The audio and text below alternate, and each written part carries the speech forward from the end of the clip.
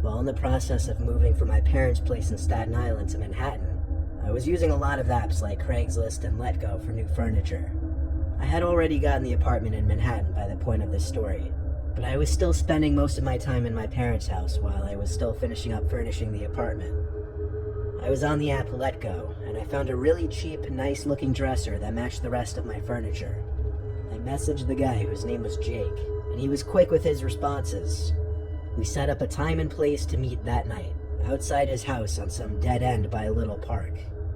He said he worked late shifts, and his only available time to meet would be past 10 most nights. That was fine for me, though. I didn't have work that week. The meetup time was 10:30. I wanted to be a little early because honestly, the later it got, the sketchier things would feel. I got to his house at like 10:15 or maybe earlier, but it was an intensely foggy night. I couldn't even see if there were other cars parked in the street. Literally seconds after I parked at the dead end, I got a message from Jake on Letgo saying, "You're early. Just give me a second, I'll be right out." I thought, what in the world? How did he know I arrived that second? Was he watching from somewhere in the fog? Still, I replied, okay, and looked around even harder now. I realized there weren't really any houses on the street, at least not normal-looking houses.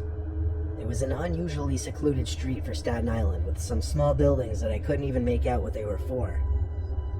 Eventually, Jake sent me another message saying, "Come on out, the dresser's waiting out back." Out back where, though? I couldn't see anything. I got out from my car while replying back to him asking where I should go. That's where the responses on the app stopped, and the yells "over here" started. I followed the voice of this Jake person through the fog. I felt as if I were in some bizarre horror scenario. Following his voice, I'd occasionally shout, "I'm coming." I walked through this narrow alleyway-like thing between these two buildings.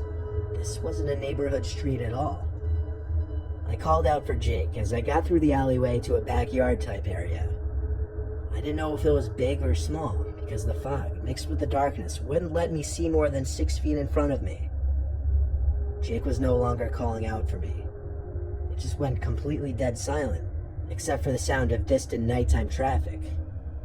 I knew in my gut something wasn't right. I was about to make my way back out of there. "Wait, your dresser's just right inside here. Come inside." I heard his voice in front of me, but I could not see him. I didn't respond. I just started backing away towards the small alleyway. I turned around, and I could see other people standing mere feet away from me. Even through the thick fog, I could see them just standing stiff up against some wall or fence. Something bad was going on here. I began a sprint back through the way I came, and I saw and heard I was being chased by at least 3 different people. I didn't run for my truck, as I wouldn't have time to get in, start it, and do a 3-point turn. I ran down the road till I couldn't run anymore and got the police on the phone. 2 police cars pulled down the road eventually. One of them picked me up when I waved them down. We got to the location and we went to the little yard area.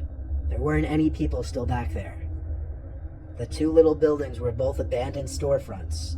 The back door was wide open, but inside was literally nothing. Do I even need to say it? No dresser, obviously. I showed the officers the Letgo conversation. All I had to do was give them the account that posted it, and that would allow them to open an investigation. But somehow nothing ever came of it. I'm not sure how thoroughly the police department even investigated this. All I know is something very, very bad was going to happen to me if I went in that building.